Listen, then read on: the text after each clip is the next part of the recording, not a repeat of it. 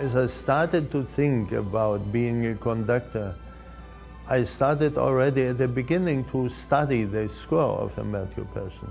But for me, it was a goal very, very far away. I never could imagine I can conduct it anywhere.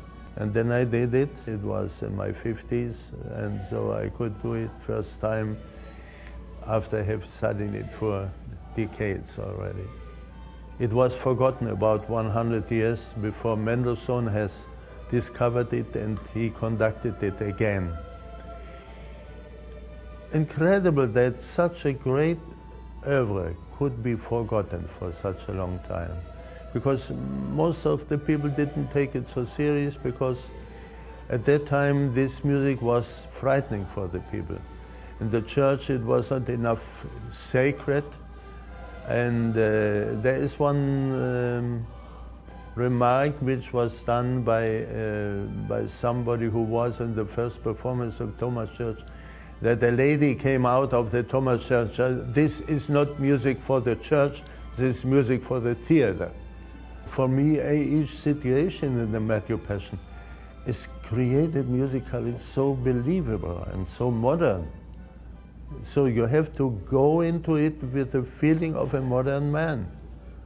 And you can be a listener, a modern, grown up here, in coming out of the metro station or being surrounded by the noise of the cars, and then going to church and listen to that music, and it makes you feel you go back in thousands of years.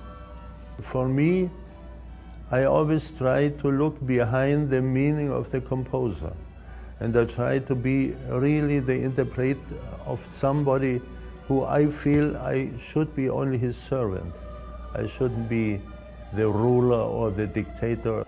My feeling with the Matthew Passion is one of the central pieces of my whole repertoire. It is like Beethoven's Number 9. It is like Mendelssohn's Elijah. It is like the great pieces of Gustav Mahler, of Anton Bruckner, of Brahms. The Matthew Passion is one of the outstanding pieces where I would say this is a kind of holy. It shouldn't be touched in a different way.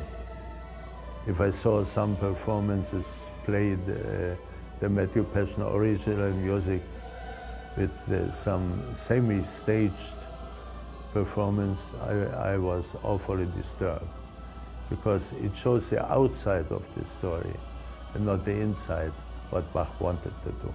To give your own imagination about his music, with his music, what he wanted to show and what he wanted to make the people feel about it. So the Golgotha story in musical terms is a masterpiece musically at that time, and very modern. The story of Jesus Christ's death is simply so pure, so natural, that you get touched as if your father has died.